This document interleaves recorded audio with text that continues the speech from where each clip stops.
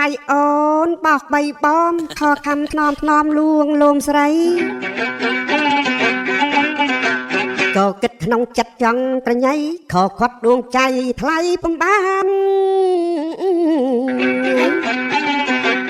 ងងឹតចិត្តយប់ប្រលប់ស្ងាត់ចរចាត់ការឥឡូវហើយកល្យានឆោឆាប់មកប្រញាប់វិលលើវិញកានចោជាក់ជាបានស្បើយចិន្តាឆោឈាមច្រមុះព្រោះអូនទាំងញញឹមយកឈ្នះត្រោះជីវ៉ាដល់ដើមបីតែក្តីស្នេហាថោឋានៈណាក៏ប្រវាតាម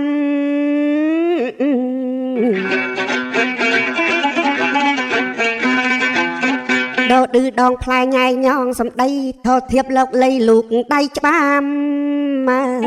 ណណាត់ជួបហើយកុំបាច់ហាមតតាមចិត្តបងម្ដងណាពៅថោថាតិចទួចខូចខាតអីតផ្ទះទៀតថ្លៃអុយស្នាមក្រឡៅថោធាក់ឯងប្រាប់ចង់បាក់ភ្លៅនៅឲ្យស្ងៀមមិនបានទេអីបបើខឹងបងទៅគេសុំទោសណាអេផផាត់ចោលចុងស្រស់ពិសីពពលពាកពេជ្រហើយអង្វរស្រីផភៈត្រាថ្លៃបែមកបងផងមកម៉ោងច្រើនហើយណាប្រលឹងយកយប់ស្ងាត់ឈឹងស្រាវឆ្អឹងខ្នងរកមើលមិនឃើញនរណាផងលលេចខ្មោចឡើងវីវហើយវវៈចុងក្រោយហើយណាមុំម៉ាអេ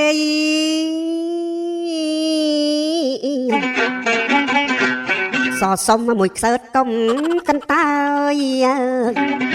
ហក់យកទៅប្រុសងាយបងហើយឡឡើងទៅហើយសេគូតណាយអើយអូនអើយដាច់ចិត្តម្លេះយប់នេះថាចោលទាំងសោកស្ដាយ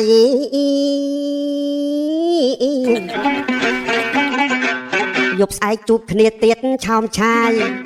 បងលែងចំណាយពេលទៀតហើយអេ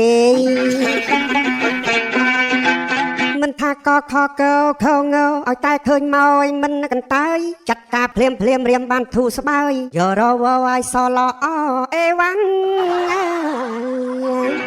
បាទតខស្នេហាចប់តែប៉ុណ្ណេះឯងអេវ៉ាំងតខស្នេហាមិនអាចជ្រោយហ៎រឿងរ៉ាវស្នេហា